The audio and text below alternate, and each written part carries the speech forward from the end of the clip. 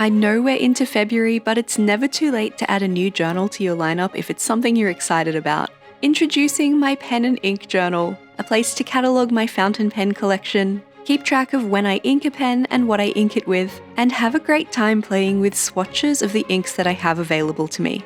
Hi, I'm Erin, and I've been slowly sliding further down the rabbit hole of fountain pens and inks over the past year. Let me introduce you to the journal I'm using for my pen and ink journal for 2026. This is the Tulip Spellbook B6 journal from Leela Journals. I got it in the Aurora colorway, which is the pink version, and it is filled with dotted Tomoe River paper inside. I've actually never used Tomoe River paper before, but I know it's kind of the gold standard for fountain pens, so I'm actually going to start by adding a little swatch page at the back here, not for inks because I know it will handle those well, but for some of my markers so I know what I can confidently use when setting this up. Almost all of my journaling over the past several years has been done on 160 GSM dot grid paper, which is very different to this, so this was a bit of an experiment and an experience for me. I've deliberately tested some pens that I thought I might like to use in my initial setup for this journal, so lots of shades of blue. I'm still in my blue era, although this journal is pink. There will be some pink in the setup as well. So a Pentel brush sign pen at the top there, a couple of Tombow dual brush pens, a glitter gel pen from Grabby, and then every kind of acrylic marker that I have in my collection. I also tried out a couple of the acrylic markers with my letter stamps because paint markers and stamps are one of my favorite ways to stamp, and I had this bottle stamp that I sometimes use for swatching as well, so I wanted to try that out with the VersaFine ink pad because that one I was a bit suspicious of. And you can see here that stamp, that bottle stamp, has really done the most damage here. It's bled all the way through the page. Hasn't transferred to the other side though, but all of my markers have held up pretty well, just a bit of ghosting. So this stamp would not dry down. I'm just going to put some paper there, and now we can flip back to the beginning and get started on the actual setup. I have to give a huge shout out to Julia here. This journal being part of my collection at all, and most of the pages I'm including inside it, were completely inspired by her pen and ink journal. You should definitely go and watch her setup video for 2026 if you'd like to see a different take on this, because Julia's been doing this for a lot longer than I have, and she is my resource every time I have a fountain pen or ink question. I also just wanted to warn you, I messed up the focus in this video quite a bit. Once my cat got on my desk here, he messed up the autofocus, and I switched autofocus off thinking that would kind of solve my problem, and it didn't, and I didn't realize for a while. I'm so sorry. This is how it looks for the next couple of minutes. If it hurts your eyes, I'm so sorry. I completely understand. It hurt my eyes while I was editing this video. You can skip to the timestamp on the screen, 5 minutes and 9 seconds, if you want to just skip ahead to where the focus comes back. Otherwise, I've included a clip that is in focus at the end of every page setup so you can see what it looks like before we move on to the next one. Just like this. So this is what my cover spread looks like in my pen and ink journal. There are links in the description to everything I can possibly link you to in case you like the look of anything I've used here. I recently described the interior design style of my office space as Princess Academia, and that's kind of what I'm trying to channel in this theme. The next spread is for my 2026 pen stats on the left side, so any pens that I purchase I will list here over the course of the year, any pens that I'm gifted, and any pens that I decide to sell. I've never sold a pen yet, so that would be interesting. And the right page is for my goals and intentions around my pens and inks for the year. To sum those up for you, mostly I want to try and use samples from my collection wherever possible, rotate out my pens pretty often so I'm using them all, use fountain pens for writing as often as possible, and to replace my Sakura Pigma Micron pens with my Tom Studio Lumos and Ren pens over time. This next spread is probably my absolute favourite, and I think this is really only possible for me because my collection is still kind of small compared to some. This is my pen library, and I have once again stolen an idea directly from Julia here. I have photographed and made stickers of all of my fountain pens. I've just printed 3 of each pen on some sticker paper and cut them out with my Cricut, and I'm going to place all of them on this spread and just add a note underneath each one what the pen is, what size the nib is, and if I do end up selling any of my pens over the course of the year, I'll make a note of that on this spread too. It absolutely wasn't intentional, but I kind of love that my pen collection somewhat matches the theme for the journal. That just makes so much sense. I love pink and blue. I have captured a bit of the process of making these pen stickers, so if you'd like to find out how that works, make sure you're subscribed and you can look forward to my February vlog coming in a couple of weeks. I actually missed a couple of pens when I was making those stickers, and I'm sure I will purchase at least one more over the course of 2026, so I've left an extra couple of spreads so that can grow and expand over the course of the year. And now we're on to my timeline spread, and this is the last one that will be blurry, I promise you. This is kind of a historical record for myself, so every time I ink a pen, clean a pen, buy a pen, sell a pen, that information goes on here. And since I didn't have the journal ready in January, I've got all my January notes there, and I'm going to start from February as far as actual monthly pages. Yay, the focus is back so I can slow down the video a bit now so it's not making you seasick. I'm pretty confident I'm going to need at least one more spread for the timeline, if not several, so I'm going to decorate gently the next spread as well and then just leave a couple blank. This lovely wide washi tape is also from Leela Journals. It just felt really appropriate to use one of her tapes in one of her journals. And the thinner, more colourful washi tape is from Bloomsical Paper Co., which is an Australian stationery brand. This one's not available anymore, unfortunately. It was from their Duchess Library set. Likewise, the PET tape that I've used a couple of times throughout with the similar flowers and things on it, but they have lots of beautiful similar things, so I've made sure to link to their store so you can still have a look. This next spread is about the inks I want to use in 2026. I live in a place that doesn't really have distinct seasons. It's quite warm here for most of the year. I live in Brisbane, Australia, and so I've been trying to find little ways to romanticize the passing of the seasons and give myself a bit more of an obvious marker of time passing. And I've tried to incorporate that into a bit of a monthly ritual. So since about October, I've been choosing a pen and an ink to match with my journal theme for the month. And I'm trying to somewhat match them to the seasons as well. So this spread is going to act as a little bit of inspiration once it comes to the relevant seasons as they approach me. We have the opposite seasons to the Northern Hemisphere down here in the Southern, so the next season coming up for me is autumn. In the past, I've really matched my ink to my journal theme over in my everyday journal, but I think this way it might kind of work in reverse, so rather than choosing an ink to match some stickers, maybe I'll choose my stickers, my washi tapes, my theme elements to match an ink.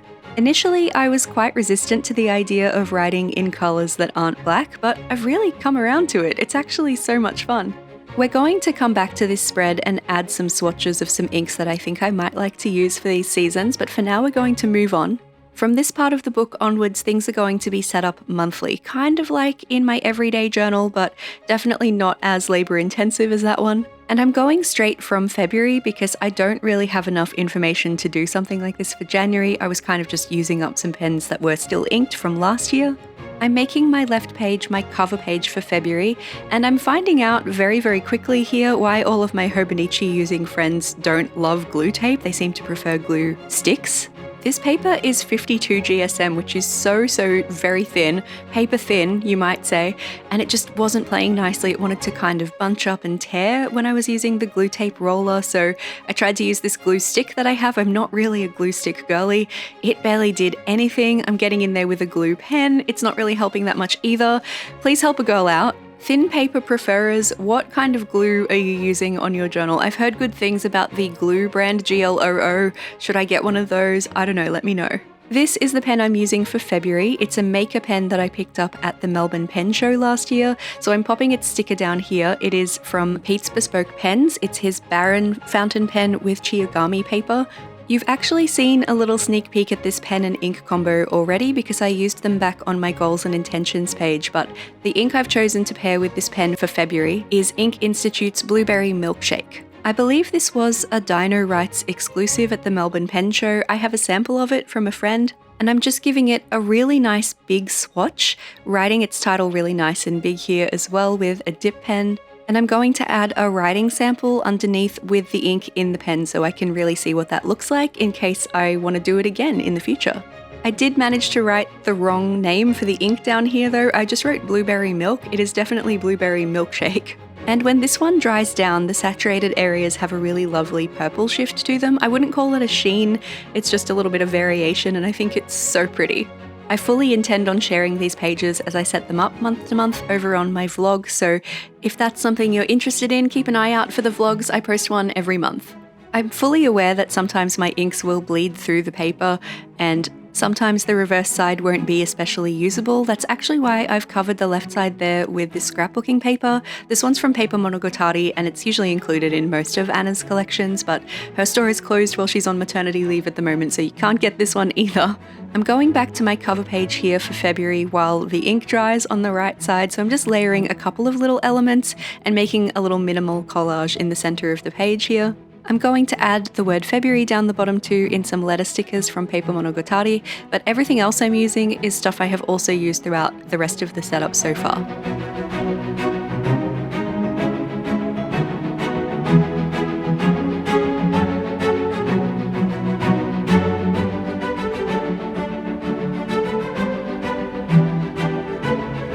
February lettering ended up very off-center, but I was tearing up the paper trying to reposition things, so I decided to just embrace it. And this is how the reverse side of my swatch is looking. Obviously there's not a lot that I'm going to be doing on that page, so I'll probably also cover that with some things. I'm just adding the date that I inked up the pen here. And now let's switch back to the inks to use page. I've referred back to my ink library over here, which is just a little swatch of all of the ink samples and full sizes and bottles that I have. And I've picked a few out from there that I think would be very obvious seasonal fits. Clearly my brain was not very well switched on at this moment though, because I'm going to mislabel this first one.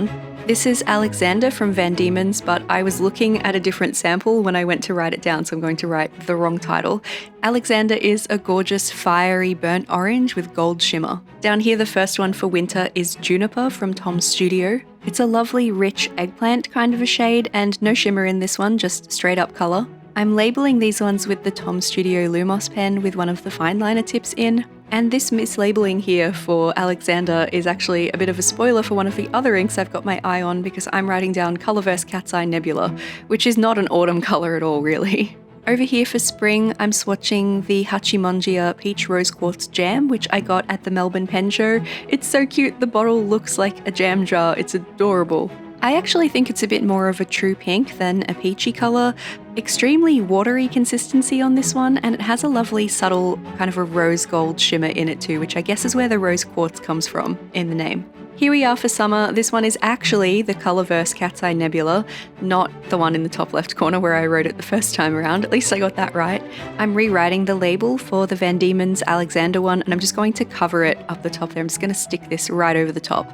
I decided for now I will do 2 ink swatches for each month here. Whether or not I actually use them remains to be seen, but I thought it would be good to do 2 and leave a bit of space for if I acquire more samples or inks over the coming months. So I'm going to add a second swatch for each season here. And that makes me kind of curious. Do you have particular inks that you associate with certain seasons, or particular colours that you associate with certain seasons? You can see a little bit of how mine fall here, but I want to know what you think. Do you have any suggestions? My next spring colour here is Jacaranda from Diamine. This was part of their 2023 ink vent, and I have a little sample of it. My city explodes with jacarandas in spring, so this really is a good association for me here. It's very appropriate to particularly October in Brisbane.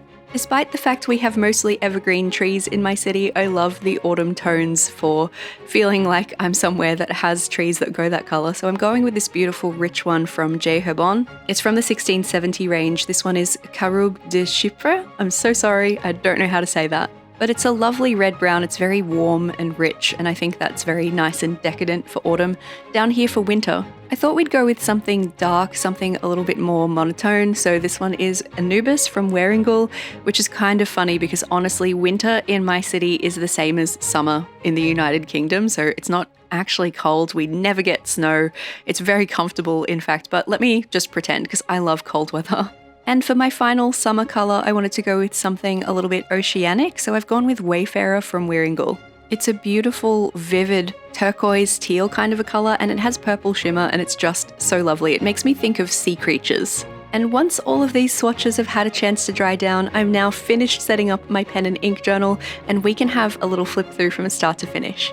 If you're not someone who's interested in fountain pens and inks, I can see how this would feel like absolute overkill, but I'm actually so excited about this journal just to have a little fun thing to play around in for myself. Using fountain pens and inks feels a little bit like whimsical and joyful to me, so this is a way to just add a little bit of extra whimsy to my week, and I know the fountain pen and ink people will understand.